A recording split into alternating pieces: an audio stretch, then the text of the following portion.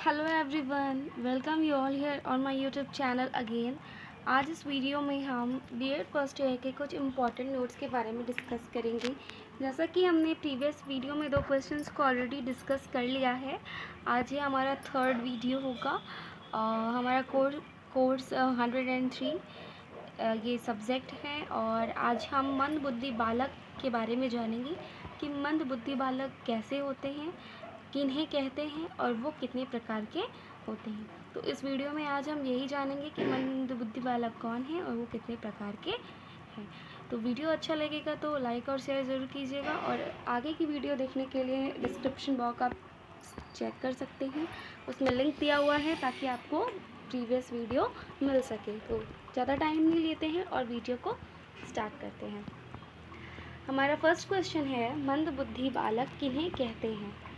तो सामान्य रूप से मंदबुद्धि बालकों से अर्थ वैसे बालकों से होता है जिनकी बुद्धि औसत बुद्धि वाले बालकों से कम होती है। यानी अगर हम सामान्य रूप में मंदबुद्धि बालकों की बात करें तो ये वैसे बालक होते हैं जिनकी बुद्धि जो होती है एक साधारण बालक के बुद्धि से कम होती है।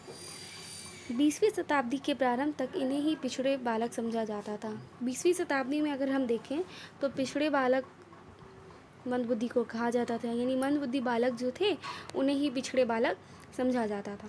परंतु अगर आज के दौर पे आज हम देखते हैं तो मंदबुद्धि बालकों से तात्पर्य ऐसे बालकों से लिया जाता है जो जन्म से ही औसत से कम बुद्धि के होते हैं।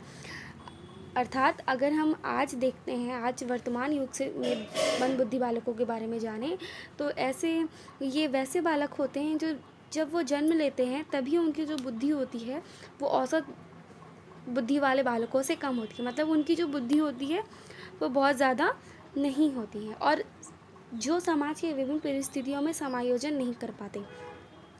साथ ही साथ ये जो मंदबुद्धि बालक होते हैं उन्हें अपने समाज में समायोजन मतलब एडजस्ट करने में बहुत ही परेशानी होती है। वो अपने पड़ोसी के साथ अच्छे से एडजस्टमेंट नहीं कर पाते।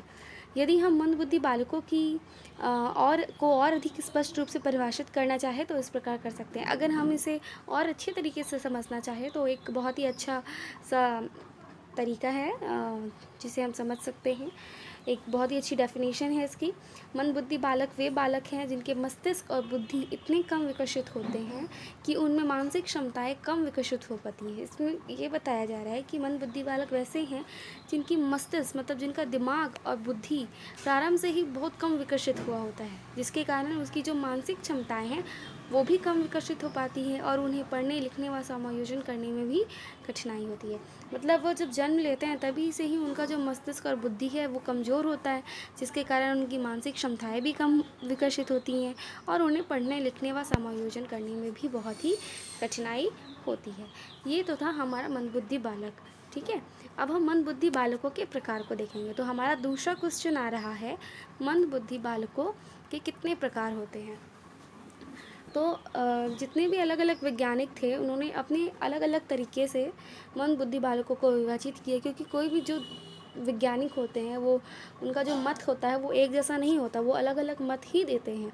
तो इसी प्रकार मंदबुद्धि बालकों के संबंध में भी वैज्ञानिक जो हैं उन्होंने अलग अलग तरीके से मंदबुद्धि बालकों को विभाजित किया है और आज हम इसे 3 श्रेणियों में विभाजित कर रहे हैं।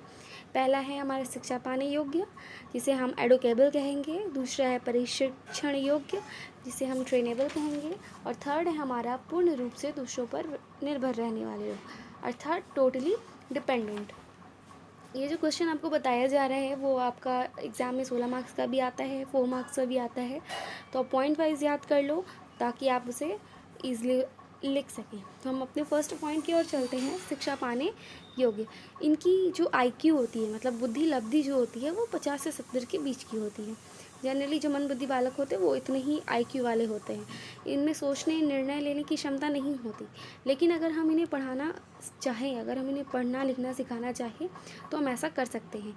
ठीक है, इन्हें अगर हम कोई उत्पादक कार्य जैसे कोई नॉर्मल सा काम हो गया या कोई दुकान में कोई काम हो गया, झाड़ू लगाना, कुछ भी काम अगर हम उसे करना सिखाएं तो वो करवा सकते हैं। उन्हें हम छोटे मोटे व्यवसाय के योग भी बना सकते हैं ताकि वो अपना जीविका कमा सकें और समाज में समायोजन भी कर सकें। अर्थात शिक्षा पाने योग्य मंदबुद्धि बालक वैसे हैं जिनकी सोचने समझने की क्षमता तो नहीं होती, लेकिन अगर उन्हें पढ़ना लिखना सिखाया जाए तो वो बहुत ही आसानी से समाज में समायोजन कर सकते हैं, और उनको उत्पादक कार्य सिखाया जाए तो अपनी जीविका भी वो कमा सकते हैं। दूसरा पॉइंट है हमारा प्रशिक्षण योग्य। इनकी, जिसे हम ट्रेनेबल कहेंगे, इनका जो IQ होता है वो 25 से 50 के बीच होता है। ये शिक्षा पाने योग्य तो नहीं होते, अर्थात जो प्रशिक्षण योग्य मंदबुद्धि बालक होते हैं वो शिक्षा नहीं पा सकते, उनके पास क्षमता ही नहीं होती कि वो शिक्षा को ग्रहण कर सके। लेकिन अगर हम इन्हें प्रशिक्षण दें, अगर हम उन्हें ट्रेन करें, तो वो अपना रोज़मर्रा का जो भी काम है वो आसानी से कर सकते हैं। जैसे वो नहा सकते हैं, शौच जा सकते हैं, कपड़े भी पहन सकते हैं, खाना खा सकते हैं, घर के छोटे मोटे काम भी कर सकते हैं उन्हें अगर हम ट्रेन करके सिखाएं तो। और साथ ही वो क्या कर सकते हैं, परिवार और पड़ोसियों के साथ भी समायोजन एडजस्ट भी कर सकते हैं। और यदि उन्हें हस्ताक्षर करना सिखाया जाए तो आसानी से हस्ताक्षर भी कर सकते हैं। अर्थात ये पढ़ लिख नहीं सकते, लेकिन अगर हम उन्हें ट्रेन करें, उनको प्रशिक्षण देते हैं तो वो अपना डेली का काम वो आसानी से कर सकते हैं। साथ ही अगर हम उन्हें सिग्नेचर करना, हस्ताक्षर करना भी सिखाते हैं तो वो हस्ताक्षर करना भी सीख सकते हैं।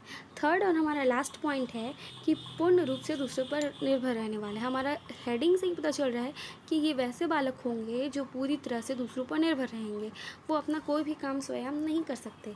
इनकी जो IQ होती है वो 25 से भी कम होती है। ये ना तो पढ़ लिख सकते हैं, ना ही अपना कोई काम कर सकते हैं। ये अब पूर्ण रूप से दूसरों पर निर्भर रहते हैं। ये अपने दैनिक कार्यों के लिए भी दूसरे रूप से निर्भर रहते हैं। तो ये हमारा था मंदबुद्धि बालक के प्रकार। तो इस वीडियो में हमने मंदबुद्धि बालक किन्हें कहते हैं ये जाना, उनके कितने प्रकार है इसे जाना, और बहुत ही ईजी लैंग्वेज में ये लिखा गया है। अगर आप इसे ध्यान से देखते हैं तो पॉइंट याद कर लीजिए, और बाकी अगर ये 16 मार्क्स का आता है तो आप इसमें खुद से बहुत सारे पॉइंट्स को जोड़ करके लिख सकते हैं। और अगर ये 4 मार्क्स का आएगा तो ये बहुत ही ज़्यादा इनफ है, आप आसानी से इसे लिख सकते हैं। वीडियो अच्छा लगे तो लाइक ज़रूर कीजिएगा, और अगर आप मेरे चैनल पर न्यू हैं तो सब्सक्राइब ज़रूर कीजिएगा। Thank you everyone.